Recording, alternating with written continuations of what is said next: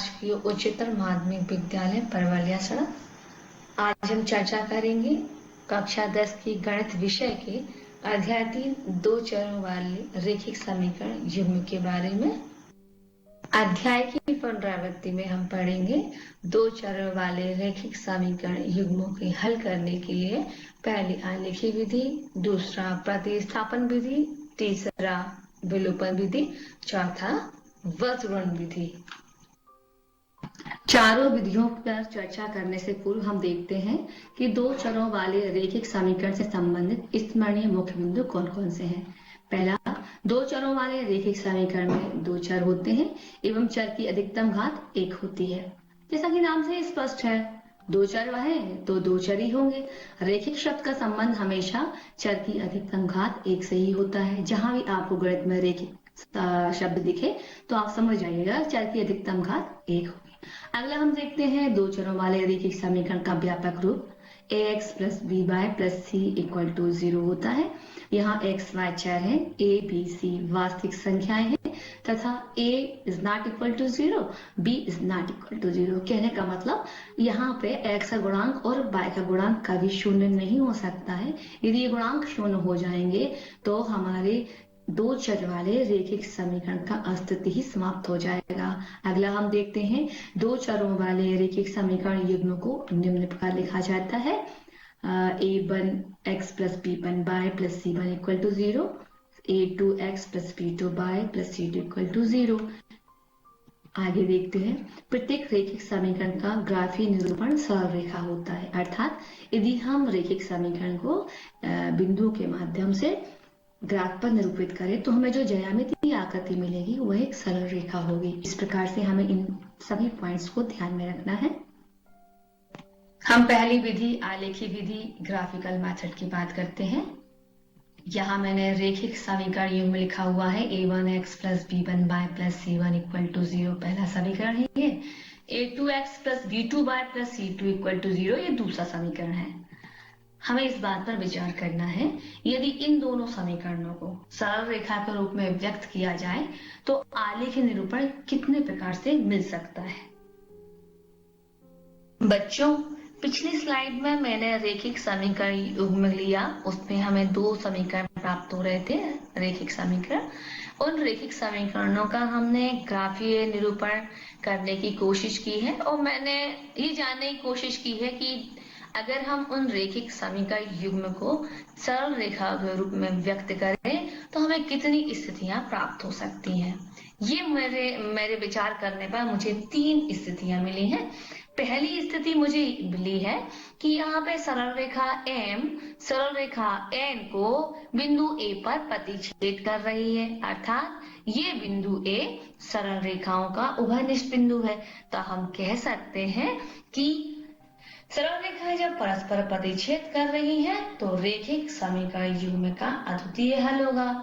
हम चित्र क्रमांक 2 की बात कर रहे हैं। यहाँ पे सरल रेखा M सरल रेखा N पर संपाती है, तो यहाँ पर प्रत्येक बिंदु दोनों रेखाओं के लिए उभयनिष्ठ है। तो हम कह सकते हैं इस स्थिति में समीकरण युग्म के अनंततः अनेक हल होंगे। यहाँ हम चित्र क्रमांक 3 में देख रहे हैं सरल रेखा M और सरल रेखा N परस्पर समानांतर है, तो इस परिस्थिति में इनका कोई भी बिंदु ऐसा नहीं है कि उभयनिष्ठ हो। तो हम कह सकते हैं रैखिक समीकरण युग्म का कोई हल नहीं होगा। बच्चों, इस बात को हमेशा ध्यान रखना कि रैखिक समीकरण युग्म का अद्वितीय हल प्राप्त करने के लिए सरल रेखाओं का प्रतिच्छेद करना बहुत ही आवश्यक है। प्रतिच्छेद करना जिससे एक अद्वितीय हल हमें प्राप्त हो। मुझे लगता है आप सभी को ये तीनों स्थितियां समझ आ गई होंगी। आलेखी विधि को समझने के लिए स्क्रीन पर मैंने एक प्रश्न लिया हुआ है। ये आपकी एनसीईआरटी बुक का ही प्रश्न है। 5 पेंसिल तथा 7 कलमों का मूल्य 50 रुपए है, जबकि 7 पेंसिल तथा 5 कलमों का मूल्य 46 रुपए है। हमें ग्राफीय विधि के द्वारा एक पेंसिल का मूल्य और एक कलम का मूल्य ज्ञात करना है। सबसे पहले हम प्रश्न से ही लिख लेते हैं। दिया में पहला हमें दिया है 5 पेंसिल का मूल धन 7 कलमों का मूल बराबर 50 रुपए। दूसरा 7 पेंसिल का मूल धन 5 कलमों का मूल बराबर 40 रुपए। ये हमने प्रश्न से लिखा है। हमें ज्ञात क्या करना है? एक पेंसिल का मूल और एक कलम का मूल। हमें जो ज्ञात करना है, सबसे पहले हम मान लेते हैं एक पेंसिल का मूल x रुपए है, एक कलम का मूल y रुपए है। अब ये जो x और y मैंने माना है, तो दिया में दो संबंध हमने स्थापित किए थे। इन संबंधों में हम इनको पुट करेंगे, रखेंगे। कैसे? 5 पेंसिल में एक पेंसिल के मूल का गुणा कर दो तो 5x, 7 कलम में एक कलम के मूल का गुणा कर दो तो 7y। तो हमारा संबंध क्या बन गया? समीकरण 5x धन 7y बराबर 50। और दूसरा भी इसी प्रकार बन जाएगा 7x धन 5y बराबर 46। इस प्रकार हमें एक रेखिक समीकरण युग्म प्राप्त हो गया है। हम पहले वाले को नंबर 1 और दूसरे वाले को नंबर 2 डाल देंगे। पिछली स्लाइड के समीकरण 1 5x धन 7y बराबर 50 से हम 7y बराबर 50 ऋण 5x प्राप्त करेंगे। हमने 5x को पक्षांतर कर दिया है। इसके बाद हमने जो 7y है, 7 को मैंने 3 गुणा कर दिया तो क्या प्राप्त हुआ? y बराबर 50 ऋण 5x पूरे का बटे 7। इसको नंबर 3 डाल दिया। यह हमने इसलिए ऐसा किया है, x की वैल्यू मन से रखेंगे और इसे सॉल्व करके हम y की वैल्यू लेके आएंगे। देखिए कैसे करते हैं। समीकरण 3 में x का ऋण 4 रखने पर हमने ऋण 4 रखा x के स्थान पे, तो ऋण 4 में 5 से गुणा किया तो 20 धन का 20, 50 धन 20 70, भाग करेंगे 10 आएगा। अगला हम लिख रहे हैं x का 3 रखने पर y बराबर 50 ऋण 5 गुणित 3, 3 5 15, तो 50 में से 15 जाएंगे 35, 35 को 7 से भाग दिया 5। इसी प्रकार x 10 रखने पर y बराबर 50 ऋण 5, x के स्थान पे 10 रख देंगे। जब हम इसको सॉल्व करेंगे तो 0 आएगा, तो परिणाम क्या प्राप्त होगा? 0। इस प्रकार से हमें x की वैल्यू जब -4 तो y 10 मिल रहा है, x 3 है तो y 5 मिल रहा है, x 10 है तो y 0 मिल रहा है। इस प्रकार हमें 3 बिंदु प्राप्त हो जाते हैं। प्रश्न को आगे हल करने के लिए हम समीकरण 2 लेंगे। समीकरण 2 है हमारा 7x धन 5y बराबर 40। हम 7x को पक्षांतर करेंगे तो आएगा 5y बराबर 40 ऋण 7x। अगले स्टेप में जो 5y है, इस 5 को हम क्रॉस मल्टीप्लाई कर देंगे किससे? दाहिने पक्ष में, तो हमें मिलेगा y बराबर 40 ऋण 7x पूरे का बटे 5। इसे हम नंबर 4 डाल देंगे। हम यहाँ पर x की वैल्यू स्वयं अपने मन से रखेंगे, तो हमने पहला वैल्यू रखा x 0। वैल्यू रखने पर हमें y की वैल्यू क्या मिलेगी? 9.2। x 3 रखने पर हमें y का मान क्या मिलेगा? 5। x 8 रखने पर हमें y का मान क्या मिलेगा? ऋण 2। इस तरीके से हम 3 बार x के मान रखते हैं तो 3 हमें y की वैल्यू प्राप्त होती है। यहाँ देखिए टेबल मैंने तैयार कर ली है। x का मान 0 आ रहा है तो y का 9.2 है। x का मान 3 रखा तो y 5 आ रहा था, x 8 रखा तो y ऋण 2 आ रहा था। तो हमें 3 बिंदु प्राप्त हो जाएंगे। एक क्वेश्चन 0.9.2, दूसरा बिंदु 3,5 और तीसरा बिंदु 8,-2। आप देख रहे हैं पिछली स्लाइड में प्राप्त समीकरण 1 के बिंदु और समीकरण 2 के बिंदुओं को स्क्रीन पर मैंने लिख लिया है। इन बिंदुओं को मैं ग्राफ पेपर पर निरूपित करूंगी। ये मेरा ग्राफ पेपर है और मैं बिंदुओं को निरूपित कर रही हूँ। ये मैंने बिंदुओं को निरूपित कर दिया है। अब आप देख रहे हैं कि यहाँ पर जो बिंदु हैं, इन बिंदुओं को मिलाने पर हमें सरल रेखा प्राप्त होगी। एक सरल रेखा प्राप्त हो रही है। इन बिंदुओं को मिलाया हमें दूसरी सरल रेखा प्राप्त हो रही है। ये सरल रेखा हमारा समीकरण 1 को प्रदर्शित कर रहा है, ये समीकरण 2 को। ये दोनों सरल रेखाएं परस्पर एक बिंदु पर प्रतिच्छेद कर रही हैं, जिसके निर्देशांक हैं 3, 5। हम पिछली स्लाइड में आपको बता चुके हैं। यदि किसी आलेखीय निरूपण में दो सरल रेखाएं परस्पर एक बिंदु पर प्रतिच्छेद करती हैं, तो दिए गए रेखिक समीकरण युग्म का एक अद्वितीय हल होता है। तो हम कह सकते हैं जो x निर्देशांक है और जो y निर्देशांक है वो हमारे समीकरण के हल हैं। अर्थात एक पेंसिल का मूल x बराबर 3 रुपए और एक कलम का मूल y बराबर 5 रुपए है। इस प्रकार हम आलेखीय विधि द्वारा रेखिक समीकरण युग्म का हल निकाल सकते हैं। हमारी दूसरी विधि है प्रतिस्थापन विधि। प्रतिस्थापन विधि में एक चर का मान दूसरे चर के पद में व्यक्त करना होता है। इस विधि को हम एक उदाहरण के द्वारा समझेंगे। प्रश्न है, निम्न रेखिक युग्म को प्रतिस्थापन विधि से हल करो। हमारा रेखिक समीकरण युग्म है x धन y बराबर 14, x ऋण y बराबर 4। सबसे पहले हम वही करते हैं, क्या दिया है लिख लिया मैंने। एक समीकरण युग्म x धन y बराबर 14, x ऋण y बराबर 4। हमें ज्ञात क्या करना है, समीकरण के हल, मतलब x का मान और y का मान। आगे चलते हैं।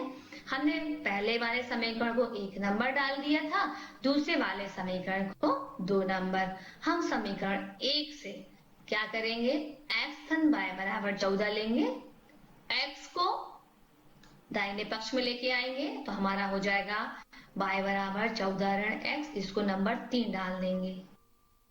पिछली स्लाइड में जब हमने y बराबर 14 ऋण x निकाला था, वह मान हम समीकरण 2 में रखेंगे। समीकरण 2 क्या था, x ऋण y बराबर 4। हम क्या करेंगे, x के स्थान पर x रहेगा, ऋण के स्थान पर ऋण। ये जो y दिख रहा है इसके स्थान पर रख देंगे 14 ऋण x, क्योंकि y को हटा रहे हैं उसके ही बराबर वैल्यू को रख के, है ना। y कब हट रहा है, जब उसके बराबर एक वैल्यू उसके पास है, उस वैल्यू को हमने रख दिया। अब यहाँ पे क्या होगा, अगला स्टेप, x ऋण जो बाहर वाला है वो अंदर वाले कोष्टक के प्रत्येक पद से गुणा करेगा, ऋण 14 से भी गुणा करेगा और ऋण x से भी गुणा करेगा। तो अगला स्टेप क्या हो जाएगा, x ऋण 14 ऋण का ऋण से गुणा धन x बराबर 4। अगला स्टेप हो जाएगा 2x ऋण 14 बराबर 4। अगला हो जाएगा 2x बराबर 4 धन 14। इस 14 ने क्या पक्षांतर ले लिया है। अब यहाँ पे आएगा 2x बराबर 18, मतलब कि 2x बराबर 18। फिर आएगा इस 2 को हम दाहिने पक्ष में 3 गुणा कर देंगे तो x बराबर हो जाएगा 18/2। इसको आगे हल करेंगे तो x का मान कितना हो गया, 9। अब हम देखते हैं x का मान समीकरण 3 में रखने पर। समीकरण 3 हमारा क्या था, y बराबर 14 ऋण x। इसमें हमने मान रखा, y बराबर 14 ऋण x के स्थान पे क्या रख दिया, 9। तो हमें हल करने पर क्या आया, y बराबर 5। अब ये हमें x का मान भी मिल गया है और y का मान भी मिल गया है। हम यहाँ पर बता देंगे कि रेखिक समीकरण के हल x बराबर 9, y बराबर 5 है। इस प्रकार से हम प्रतिस्थापन विधि का उपयोग करके रेखिक समीकरण युग्म के हल ज्ञात कर सकते हैं। हमारी तीसरी विधि है विलोपन विधि, एलिमिनेशन मेथड। विलोपन विधि में एक चर को विलुप्त करके दिए गए 2 चर वाले रेखिक समीकरण को एक चर वाले समीकरण में प्राप्त करते हैं। विलोपन विधि में चर को विलुप्त करने के लिए निम्न 2 बातों का ध्यान रखना जरूरी है। आप लोग बहुत ध्यान से इन 2 पॉइंट्स को दिमाग में डाल लेना। पहला है, विलुप्त होने वाले चर के गुणांक संख्यात्मक रूप से समान होना चाहिए।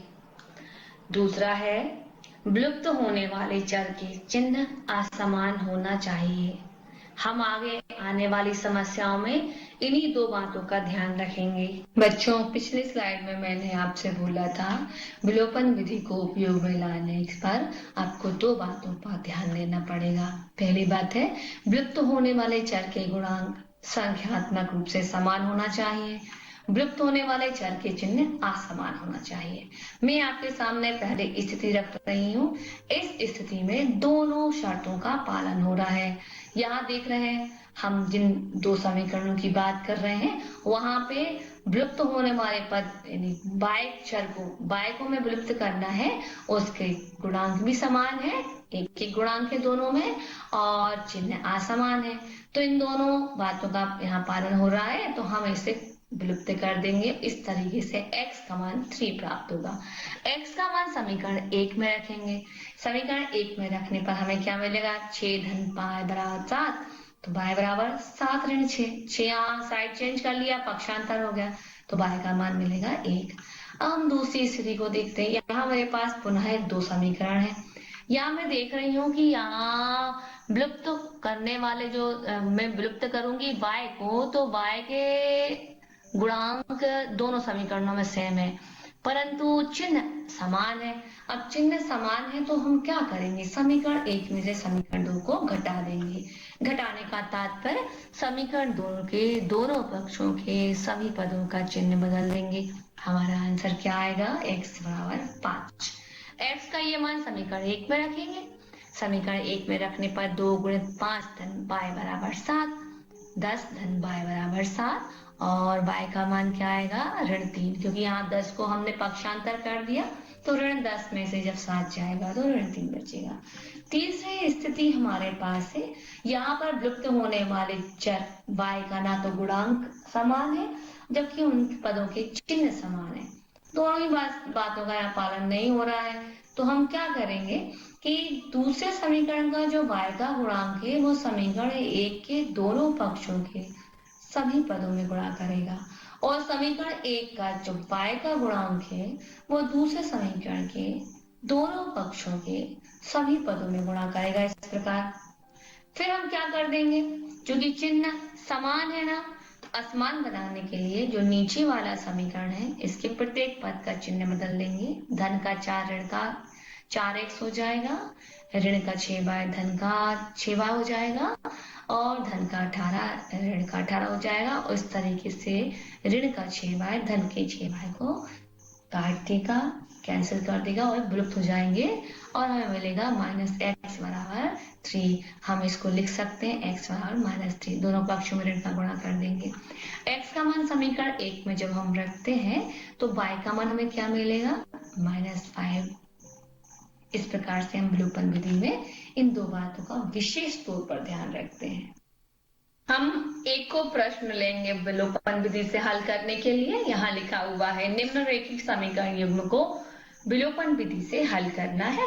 x धन y बराबर 5, 2x ऋण 3 बराबर 4। यहाँ मैं रैखिक समीकरण युग्म को लिखकर पहले समीकरण को 1 नंबर दे दूंगी और दूसरे समीकरण को 2 नंबर, और ज्ञात करने में लिखूंगी विलोपन विधि से समीकरण के हल ज्ञात करना है, मतलब x का मान ज्ञात करना है और y का मान ज्ञात करना है। अब मैं यहाँ देख रही हूँ कि हमें y को विलोपित करना है, तो गुणांक समान नहीं है, चिन्ह असमान है, पर गुणांक का y के जो गुणांक है उनके संख्यात्मक मान समान नहीं है। तो इस कारण हम समीकरण 1 में 3 का गुणा और समीकरण 2 में 1 का गुणा करके जोड़ देंगे। यहाँ हम लिखेंगे 3x धन 3y बराबर 15, 2x ऋण 3y बराबर 4। चूंकि यहाँ पे एक धन का 3y है, एक ऋण का 3y है, तो ये विलुप्त हो जाएंगे। हमारे पास आएगा 5x बराबर 19। अब हम आगे हल करके देखते हैं, तो x बराबर 19/5 आ रहा है। इस x का मान हम समीकरण 1 में रख देंगे, तो 19/5 धन y बराबर 5। इस 19/5 को हम दाहिने पक्ष में ले जाएंगे, हमें प्राप्त होगा y बराबर 5 ऋण 19/5। यहाँ y बराबर 5/1 कर सकते हैं, -19/5 करते हैं। हम हर समान करके और इन्हें घटा देंगे, हमें परिणाम प्राप्त होगा y बराबर 6/5। इस प्रकार हम कह सकते हैं हमारे रैखिक समीकरण युग्म के हल है x बराबर 19/5, y बराबर 6/5। अब हम अगली विधि देखते हैं, वज्रगुणन विधि। हमारे पास रैखिक समीकरण युग्म निम्न प्रकार है, a1x plus b1y plus c1 बराबर 0, a2x plus b2y plus c2 बराबर 0। तो हम देखते हैं कि x के गुणांकों का अनुपात, y के गुणांकों का अनुपात और अचर पदों का अनुपात, इनमें संबंध स्थापित करें तो हमें निम्न 3 प्रकार की स्थितियां प्राप्त होती हैं। पहली स्थिति है a1/a2 बराबर नहीं b1/b2। यदि ये स्थिति प्राप्त होती तो समीकरण युग्म के अद्वितीय हल होंगे। यदि दूसरा है a1 बटे a2 बराबर b1 बटे b2 बराबर c1 बटे c2, तो रैखिक समीकरण युग्म के अपरिमित रूप से अनंत अनेक हल होंगे। और तीसरी स्थिति है a1 बटे a2 बराबर b1 बटे b2 बराबर नहीं c1 बटे c2, तो इस स्थिति में रैखिक समीकरण युग्म का कोई भी हल नहीं होगा। इस प्रकार हमें बस-गुणन विधि में इन तीन स्थितियों का ध्यान रखना पड़ता है। पिछले स्लाइड में हम बहुत अच्छे से इस बात को समझ चुके हैं। यदि a1 a2 का अनुपात b1 b2 के अनुपात के बराबर नहीं है तो रैखिक समीकरण युग्म के अद्वितीय हल होंगे। यहाँ अद्वितीय हल से तात्पर्य चर x और y के मान हमें प्राप्त हो जाएंगे। अब यहाँ देखिएगा, x का मान प्राप्त करने के लिए हमें सूत्र दिया हुआ है x बराबर b1 c2 minus b2 c1 पूरे का बटे a1 b2 minus a2 b1। इसी प्रकार हम y का भी सूत्र ज्ञात कर सकते हैं, लिख सकते हैं, याद कर सकते हैं। y बराबर c1 a2 minus c2 a1 पूरे का बटे a1 b2 minus a2 b1। इन सूत्रों को बनाने का बहुत अच्छा तरीका मैं आपको बता रही हूँ। यहाँ देखो मैंने क्या किया है, यहाँ b1 b2 c1 c2 a1 a2 b1 b2 लिख लिया। उन सबके बीच मैंने तीर लगा दिए हैं। इसमें क्या होगा, इन तीरों का मतलब है क्या, ये देखो। यहाँ है उपरोक्त दोनों संख्याओं के बीच के तीर के निशान सूचित करते हैं कि इन्हें गुणा करना है तथा प्रथम गुणनफल में से दूसरे गुणनफल को घटाना है। अर्थात b1 का c2 से गुणा करेंगे और ऋण का चिन्ह लगाते हुए b2 का गुणा c1 से करेंगे तो हमें x का अंश मिल जाएगा। इसी प्रकार c1 का गुणा a2 से करेंगे और c2 का गुणा a1 से करेंगे और दोनों के बीच क्या लगा देंगे, माइनस, तो हमें y का अंश मिल जाएगा। इसी प्रकार a1 का गुणा b2 से करेंगे, a2 का गुणा b1 से करेंगे, फिर हम a1 b2 में से a2 b1 को घटाते हुए लिख देंगे। तो ये दोनों का हर प्राप्त हो रहा है। इस प्रकार से इन सूत्रों को याद करना बहुत आसान है। यहाँ मैंने आपकी NCERT बुक का ही क्वेश्चन लिया हुआ है।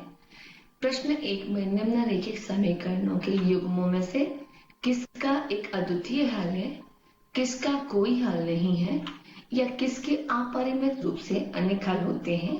अद्वितीय हल की स्थिति में उसे बस-गुणन विधि से ज्ञात करो। वो उन्होंने कहा है 4 क्वेश्चन को आपको बस-गुणन विधि से ज्ञात करना है। मैं 4 में से एक क्वेश्चन लेती हूँ।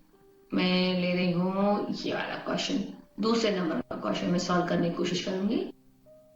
बच्चों यहाँ हमने समीकरण लिख लिए हैं 2x plus y equal to 5, 3x plus 2y equal to 8। इन्हें हम व्यवस्थित करेंगे। 2x plus y minus 5 equal to 0 to 3x plus 2y minus 8 equal to 0। ये समीकरण 1 और 2 हो गए हैं। अब मैंने यहाँ पर तुलना करने के लिए समीकरण 1 की तुलना a1x plus b1y plus c1 equal to 0 से किया है और समीकरण 2 की तुलना a2x plus b2y plus c2 equal to 0 से किया। यहाँ मैंने मार्किंग कर दी है। यहाँ आप देख रहे हो a1 बराबर है 2 के, b1 1 के, c1 माइनस 5, a2 बराबर है 3 के, b2 बराबर 2 के और c2 बराबर है माइनस 1 के। यहाँ पर हम देख रहे हैं कि y के गुणांक एक कुछ नहीं था, यहाँ कुछ दिख नहीं रहा था, पर y तो था ना, तो उसका गुणांक क्या कहलाएगा, 1। हम इस तरह से टेबल पे इन सबको लिख देंगे। a2 का मान लिखेंगे बराबर 2, b1 बराबर 1, c1 बराबर माइनस 5, c2 बराबर माइनस 8, a2 बराबर 3 और b2 बराबर 2। अब आप देखते हैं यहाँ पे a1 बटे a2 बराबर नहीं, बराबर है 2 बटे 3 और b1 बटे b2 बराबर है 1 बटे 2, c1 बटे c2 बराबर है माइनस 5 अपान माइनस 8। इसे हम 5 बटे 8 भी लिख सकते हैं।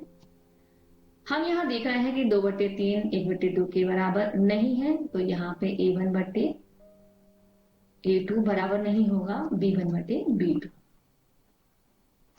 अब इस तरीके से हम देख रहे हैं कि यदि इस a1 बटे a2 बराबर नहीं b1 बटे b2 है, तब शर्तानुसार रैखिक समीकरण युग्म के अद्वितीय हल होंगे। इस तरीके से हम अपने सवाल को हल कर सकते हैं। तुलना करके लिख दिया, समीकरण की शर्त भी देख ली और हमें ये भी पता चल गया कि इस स्थिति में हमें रैखिक समीकरणों की अद्वितीय हल मिलेंगे। बच्चों देखिए, हमने अपने मान को व्यवस्थित कर लिया है। पिछली स्लाइड में हमने बताया था इस तरीके से लिखने पर हमें सुविधा होगी। अब हम x का सूत्र लिखेंगे। x बराबर b1 c2 minus b2 c1 बटे में हर में लिखा है a1 b2 a2 b1। यहाँ पर हम सारी वैल्यूज को पुट कर देंगे तो एक ऋण 8 से गुणा कर रहा है और घटते हुए फिर ऋण का चिन्ह लगाया हुआ, फिर 2 ऋण 5 से गुणा कर रहा है, बटे में 2 का 2 से गुणा है और ऋण करके 3 का 1 से गुणा है। हमें क्या वैल्यू मिलती है? ऋण 8 धन 10 पूरे का बटे 4 ऋण 3। वैल्यू क्या प्राप्त होगी? हमें x वैल्यू 2 प्राप्त होगी। अब हम y का सूत्र लिखते हैं। यहाँ पे y का सूत्र क्या है हमारा? c1 a2 minus c2 a1 हर में लिखा हुआ है a1 b2 minus a2 b1। यहाँ सारे वैल्यूज फिर पुट करेंगे। ऊपर मैंने सारी वैल्यूज को लिखा हुआ है। वैल्यू पुट करने के बाद जब हम हल करेंगे उसको तो ऋण 15 धन 16 बटे 4 ऋण 3 लिखा हुआ है। तो y बराबर क्या मिलेगा हमें? 1 बटे। यहाँ 1 धन का आया है क्योंकि धन का था, बड़ी संख्या दोनों जगह है, बड़ी संख्या धन की है। तो y की वैल्यू क्या मिल रही है? 1। इस प्रकार बीजगणित विधि से अद्वितीय हल निकालना बहुत आसान है। आपको ये व्यवस्थित तरीके से लिखना आना चाहिए। हमेशा ध्यान रखना, जो लाल रंग से निशान तीर लगाए हुए हैं मैंने, और वो पहले गुणा करेंगे और पहले लिखे जाएंगे, और काले रंग से जो हमने तीर लगाए हैं उन संख्याओं गुणा करके घटा कर लिखा जाता है। पहली वाली में से दूसरी वाली को घटाते हैं और हमारा सूत्र तैयार हो जाता है। बच्चों, मैं एक टेबल बना रही हूँ। यहाँ पे रैखिक समीकरण युग्म लिखा हुआ है और जितना भी मैंने पढ़ा है तीनों विधियों के बारे में, जिसमें से ग्राफीय विधि और बीजगणित विधि में एक संबंध स्थापित कर रहे हैं जो कि एक दूसरे के पूरक हैं। यदि आपको ग्राफ पेपर में 2 रेखा प्रतिच्छेदी मिलती हैं तो बीजगणित में ये शर्त लागू होती है। यदि ये दोनों कंडीशन आपको ग्राफ पेपर भले ऐसा मिल रहा है और बीजगणित की जो शर्त है वो लागू हो रही है, तो यहाँ पर समीकरण इकाई के अद्वितीय हल होंगे। और यदि अद्वितीय हल होंगे तो ये हमारे 2 सूत्र, ये हमारे इकाई के लिए है। जब रेखाएं प्रतिच्छेदी कर रही हैं तो हमारा अनुपात इस तरीके से मिलेगा और रैखिक समीकरण अद्वितीय होंगे जिनके x और y के मान ज्ञात करना है। दूसरा आप देख रहे हो, यदि आपको रेखाएं संपाती मिल रही हैं तो आपको शर्त ये लगेगी a1 बटे a2 बराबर b1 बटे b2 बराबर c1 बटे c2। इस परिस्थिति में अनंत हल होंगे। तीसरी स्थिति है रेखाएं यदि समानांतर हैं, तो यहाँ पर आप देख रहे हो, यहाँ a1 बटे a2 बराबर b1 बटे b2 बराबर में ही c1 बटे c2। तो इस परिस्थिति में कोई भी हल नहीं होगा। इसे आप अच्छे से लिख लीजिएगा, याद कर लीजिएगा, बहुत अच्छा लगेगा आपको। नमस्कार।